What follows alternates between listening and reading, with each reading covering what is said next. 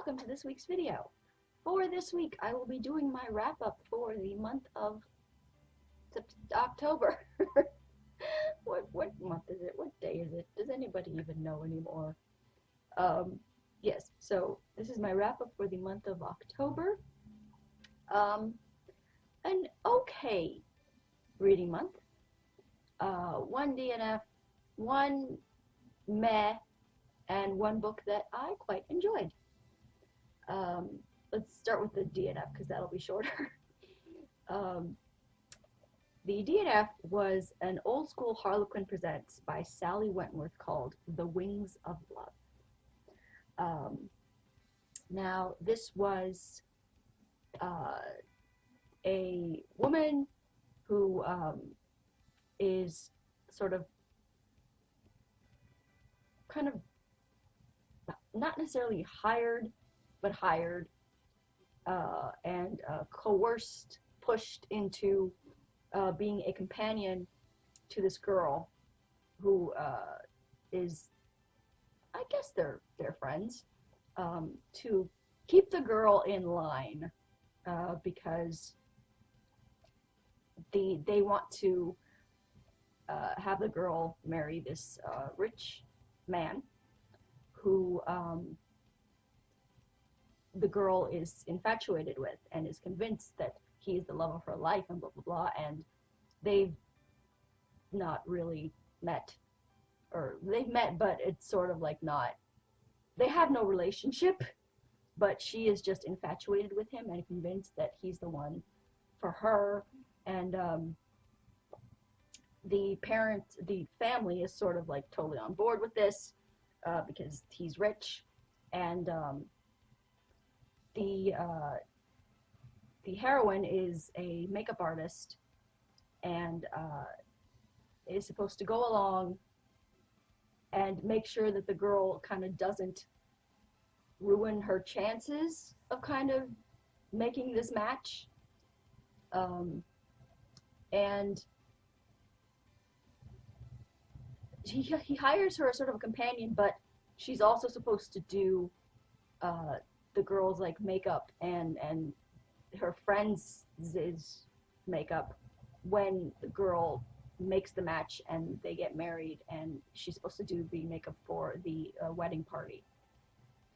So fine. And immediately when the heroine meets him, she is instantly attracted to him, but she doesn't like him because she thinks that he's leading the girl on, the other girl. And when it's clear that he has no interest in the other girl and is only interested in the heroine. Now, the reason I DNF'd it, I love my Harlequin Presents. I do. I'm totally okay with like the inappropriateness and blah blah blah, as long as the hero and heroine are likable. But the hero in this pissed me off with one line. So the heroine is giving him, attitude, which I'm not usually always here. I'm not a big fan of heroines with attitude that sort of like just come out of nowhere, that you don't like somebody for, but it's never really clarified necessarily why you don't like somebody. It's just the heroine has attitude because that's supposed to be like shorthand for like, oh, she's kick-ass, you should like love her because she doesn't take no shit, blah blah blah blah. No, I hate those heroines.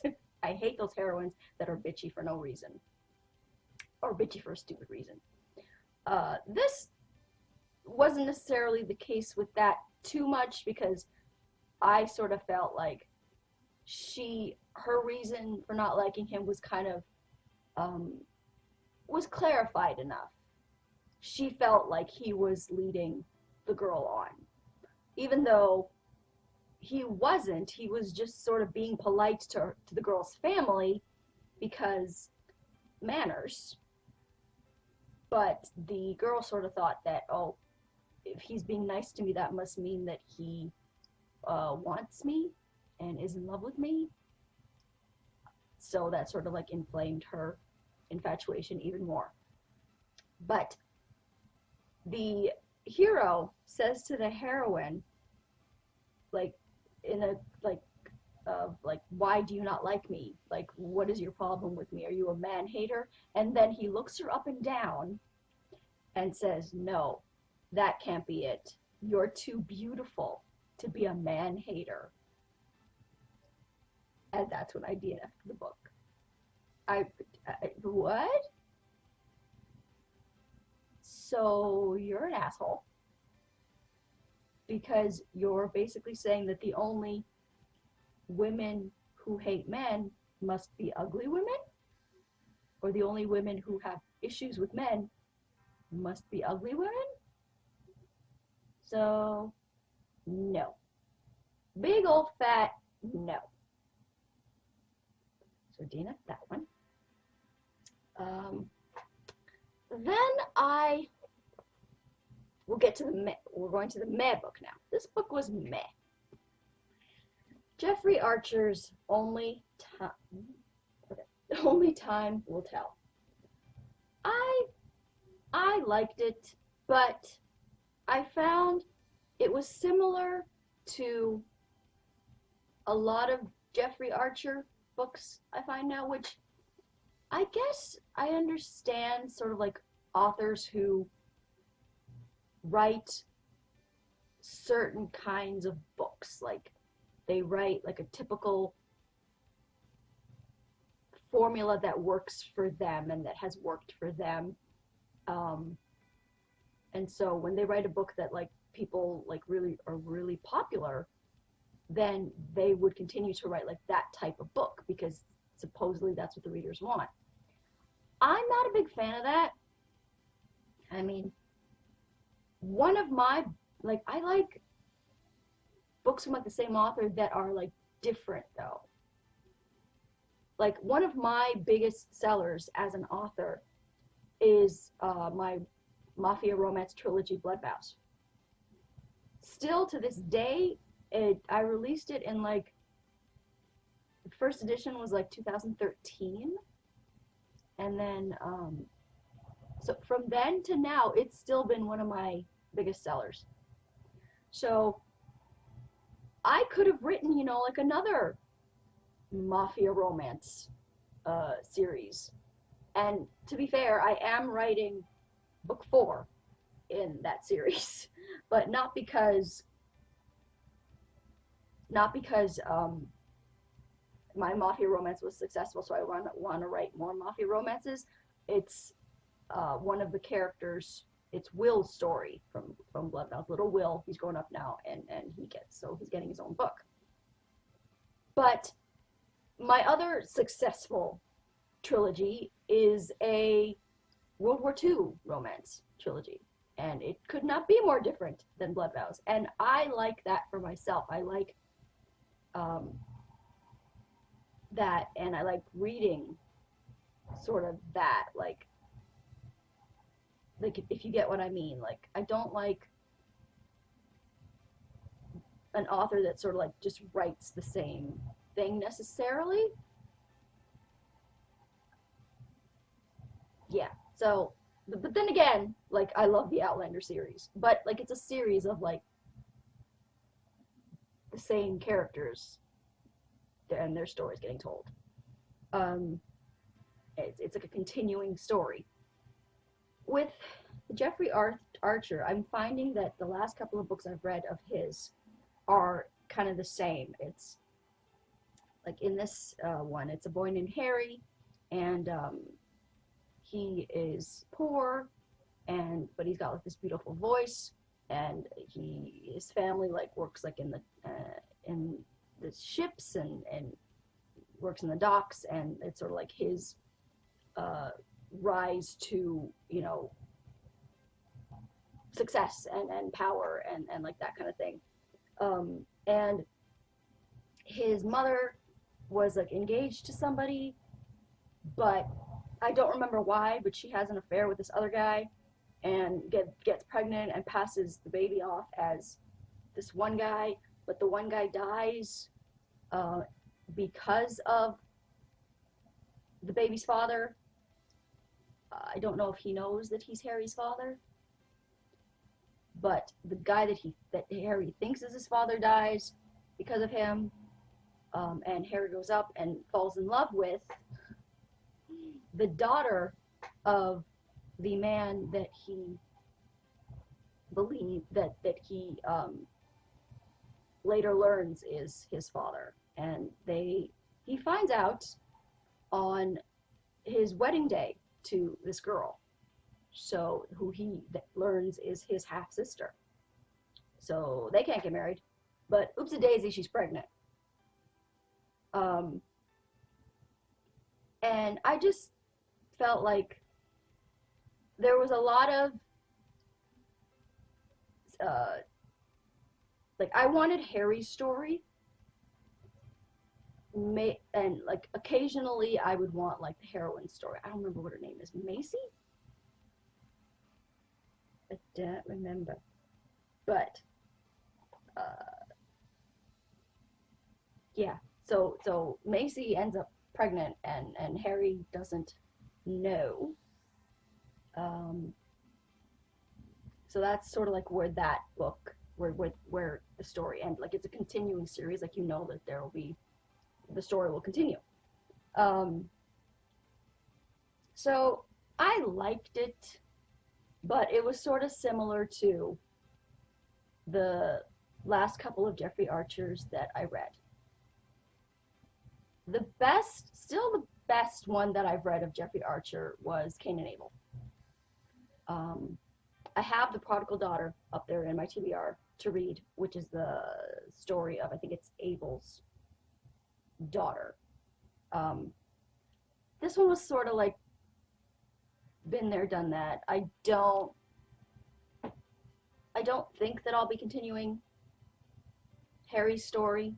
I liked when we had him at boarding school, him as a kid making friends with one of the guys who he would later find out was his half-brother.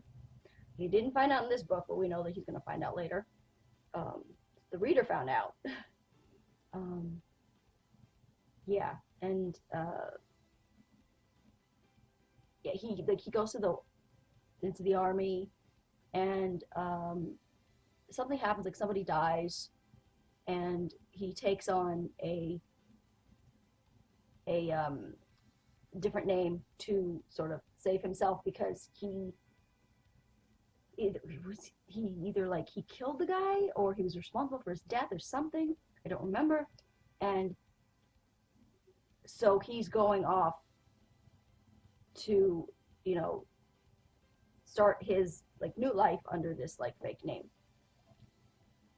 So yeah, I don't think I'll be continuing the series because I'm looking for something a little different. Like, I like Jeffrey Archer's writing, and I like his storytelling for the most part.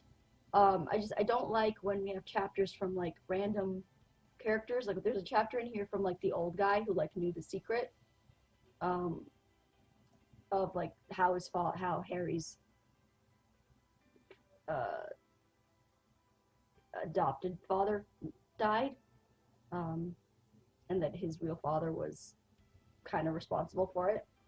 So we had like a chapter from like the old guy's perspective, and we had just like random people that like, no, I wanted Harry's story and potentially the heroine's story. That's it. That's what I want. Yeah, so that was just meh. Oof. This one I thoroughly enjoyed. And I know, caveat, some people might have a problem with this trope. I don't care. I enjoyed it. Rochelle Wayne's Captive Splendor. Now, I know that these days it's a bit iffy to like, this trope is like quite iffy, and I understand it,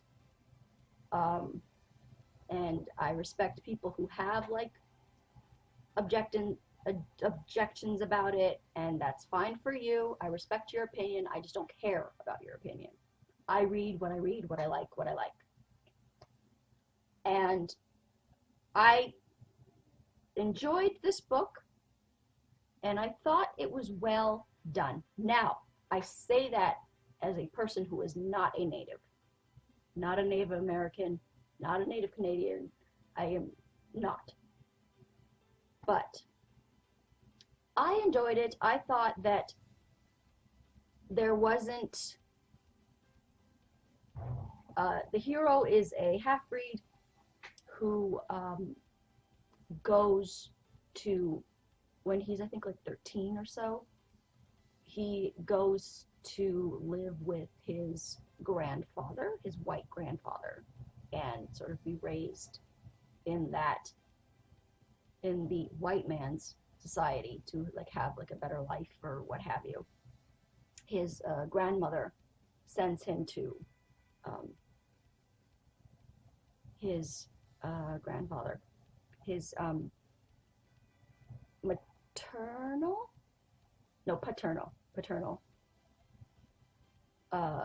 grandmother sends him to live with his maternal grandfather. And I thought that it was like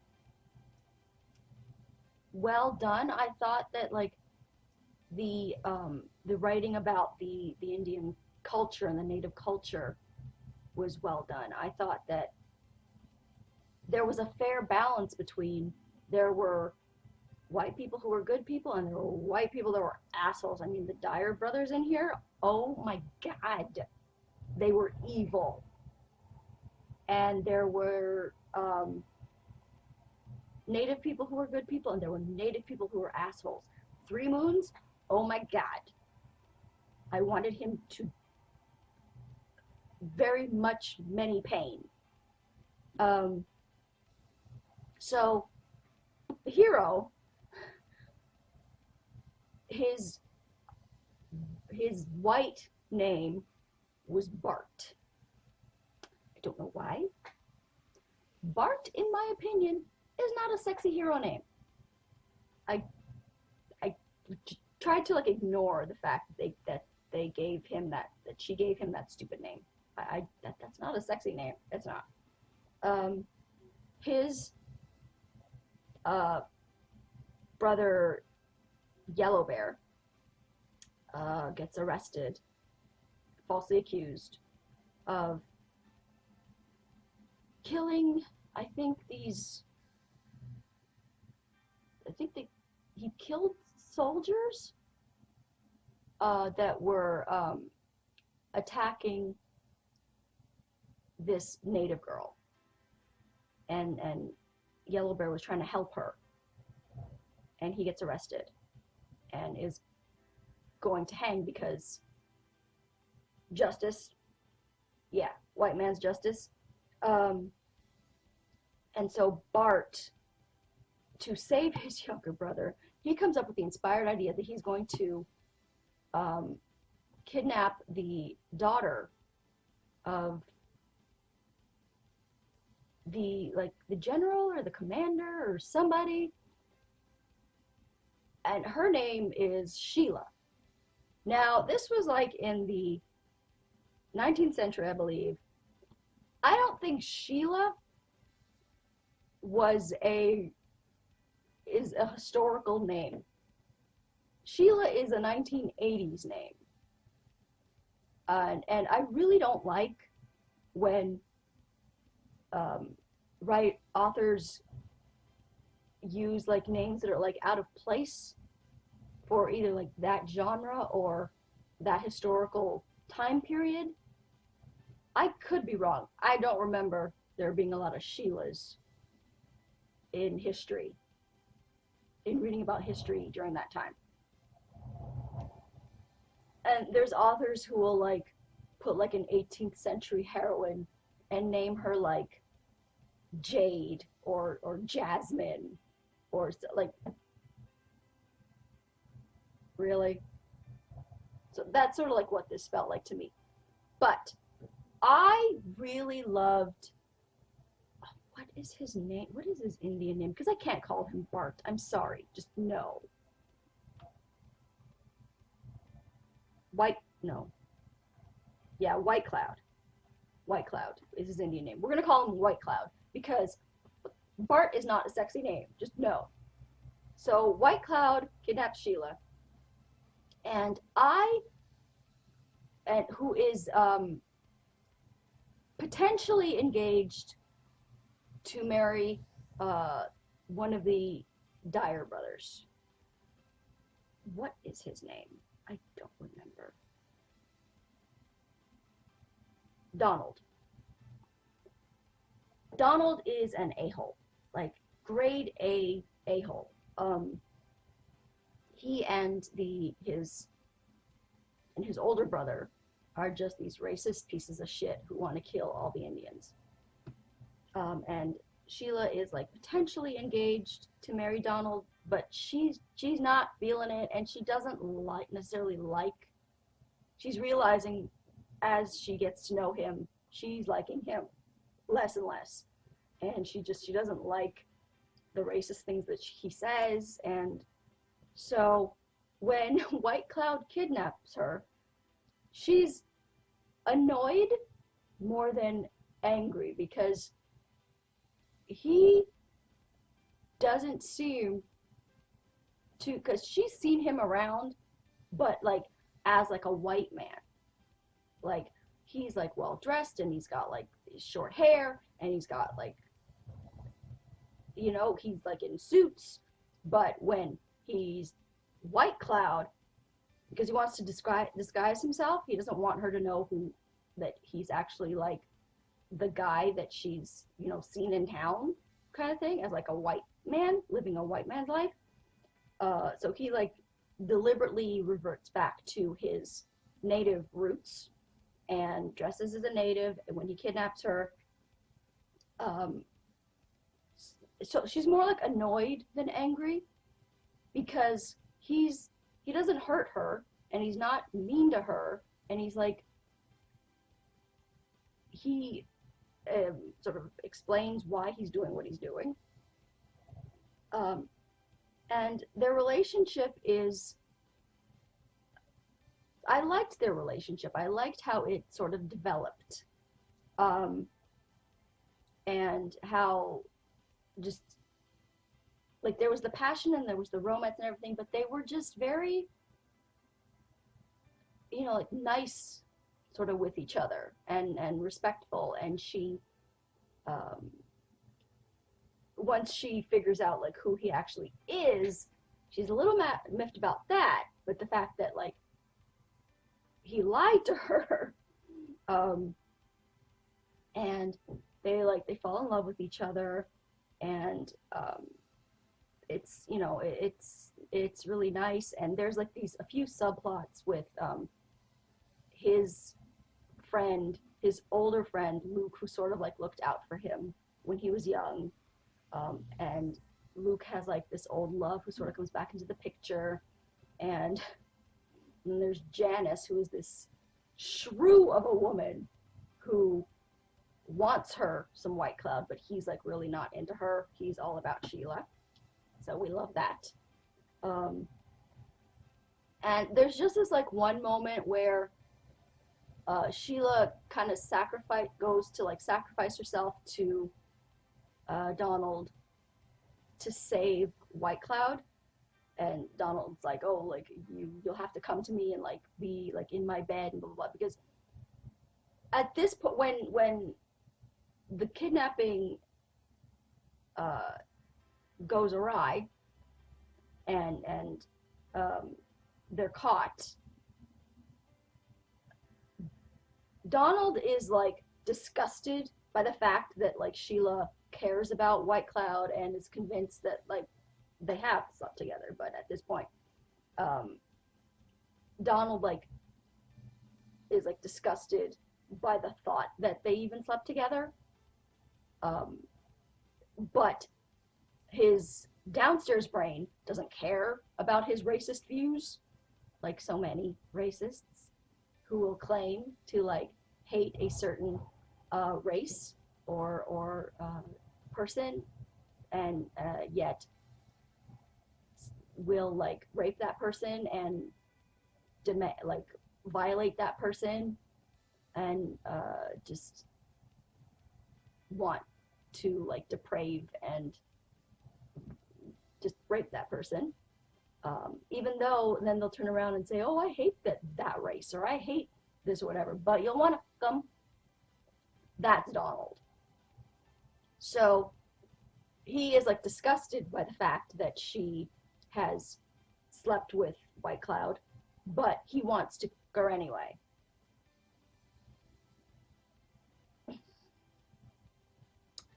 So he says to her, like, oh, you come to me and I'll I'll save White Cloud. I won't let him die or what have you. I won't let him be like put to death. He'll just like go to jail. So to save White Cloud, Sheila goes to Donald. But I don't remember. Like I think somebody gives her something to put into his wine so that he passes out.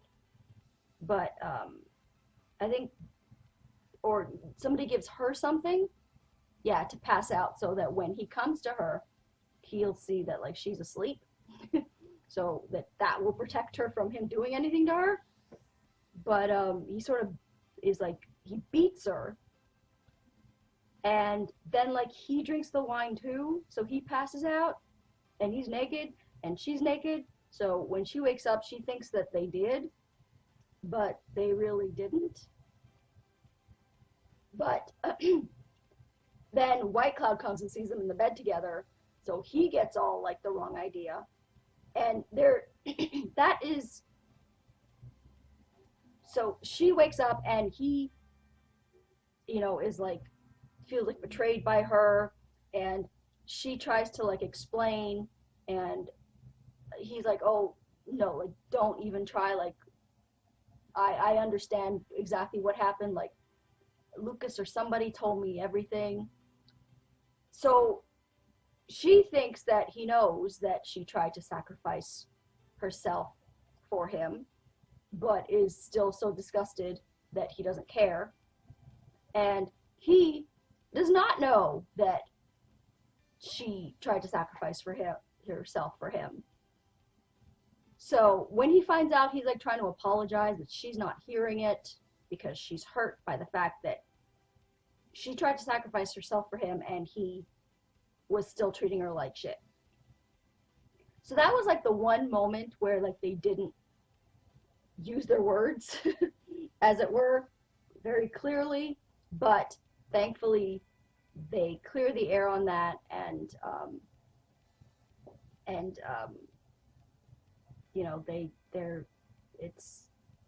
it's all good.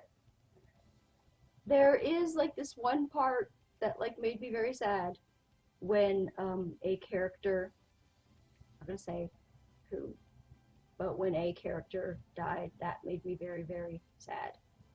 And there is a moment or two where people would mention the fact that like, oh, he's a half-breed, like he's only half, like he's only not even half Indian. He was like a quarter Indian because the mother was English because she had been kidnapped by his Indian father, and the mother is the daughter of the grandfather that he goes to live with to learn the white ways. So there's a few moments where people try to like justify that he's a good person by saying that he's only half white or Indian, or he's only a quarter Indian. But I felt like I didn't like those moments, but I felt like they were, at least for me, as a non-native person, again, so your mileage may vary, I felt like they were cleared up enough in the context of trying to show that like it didn't matter. It didn't matter if he was white or if he was native or if he was purple or if he was green. Like it as long as like he was a good person. I felt like that kind of attitude followed the not great comment of he's only this much Indian. So I felt like I wasn't happy that those moments were there. And I think when Sheila says, I don't care if he's a quarter Indian or half Indian or full blood Indian, I love him anyway. Like, I would love him if he was full Indian. I would love him if he was full white. It doesn't matter to me. So I felt like that sort of did kind of like what it was supposed to. Like, kind of stop saying that he's only a quarter this or a quarter that. It doesn't matter. It's, I love him for who he is as a man. So I thought that this book did a really good job with a trope that could be kind of touchy and iffy, especially today where we have like a lot more awareness of sort of exploiting certain cultures and not treating them very well. I thought this did a good job of showing that mistreatment, and I just thought the book worked. For me as a non-native person, that's, you know, my thought on this book. So I really enjoyed it. Rochelle Wayne's Captive Splendor. They named him Bart. That was just not, no, that's not a sexy name. So those are the books I read. What I'm reading right now, no luck with Audible again. Ebook, just no. Let me show you what I am reading right now. Let me get it. I am reading, or if you count it as rereading, Eugenia Price's Savannah. I read this book years ago, and I just recently learned that there was a series, that's part of a series, so I'm going to definitely be reading the rest of it. I remember virtually nada. Nothing about this book. And I am really, really looking forward to refreshing my memory with these characters and this sort of epic plot. Let me read the back for you. Their past was pride, their present was passion, their future was dreams.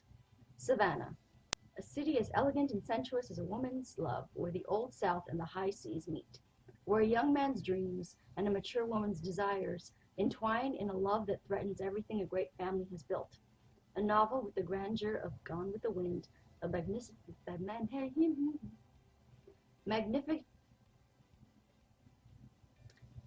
magnificent story of rapture and destiny in the splendor that was our South.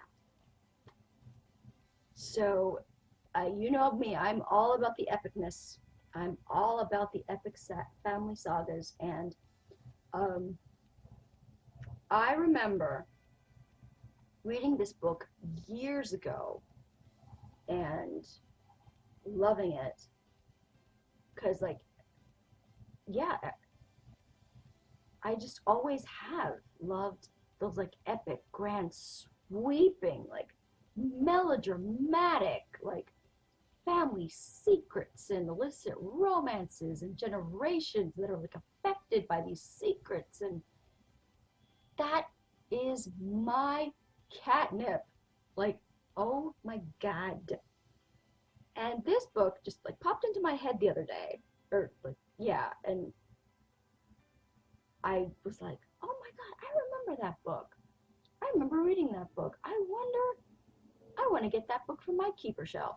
So I went looking for it. Ended up finding episodes of that old WB series, Savannah. If you guys don't remember, it was not based on these books, but it was a TV series called Savannah, and it was Jamie Luner, George Eads, Shannon Sturgis, Robin Lively, about these three friends. It was contemporary set. Three friends living in like Savannah, Georgia, and there was like all like it was like soapy and like family secrets and like just it was so good. It was so good, and I I think it only lasted 1 or 2 seasons, sadly, and I found the episodes on YouTube. And yeah, if they ever release that on DVD, I am so getting it because oh my god. So yeah, I ended up finding that show in my search for this book. No connection between the show and this book. It's a completely different story, completely different characters, and it's historical. So that's what I'm reading right now. I'm totally looking forward to finding the rest of the books in this series. So that is going to be it for this week's video. If you've read any of these books, let me know, and let me know what you thought of them. Like, comment, and subscribe so you will always, and hit the little notification bell thingy so that you will get notified when I upload. I do book videos on here, I do reaction videos, I do ridiculous humor videos where I comment on Outlander fashion, the cast of Outlander, not the show of Outlander, and just thoughts on TV shows that I like, books that I read, books that I'm writing. Yeah, so make sure that you're subscribed, like, comment, and do all those YouTube things. Follow me on Twitter at twitter.com/authorejamie. Like my Facebook page at facebook.com/authorejamie, and I will talk to you guys next time. Bye. Bart is not a sexy name. That was, no. You know, like Rick or Steve or Brad or Jon Snow. That's a sexy name. Brad, not a sexy name.